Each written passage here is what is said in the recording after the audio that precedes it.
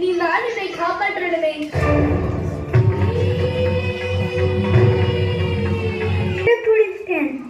தென்னாலி எதை பார்த்தாலும் பயப்படும் தென்னாலி தானே? நான் அந்த தெனாலி இல்லை. அவன் என்னுடைய அண்ணன். எனக்கு பூமியில் எதை கண்டும் பயமில்லை. பூமியில் இல்லாத பேர் பிசாசு பூதம் இதை எதை கண்டும் எனக்கு பயமில்லை. பஞ்சபூதத்தில் நீர் சொன்னால் எனக்கு நிரம்பவும் பயம்.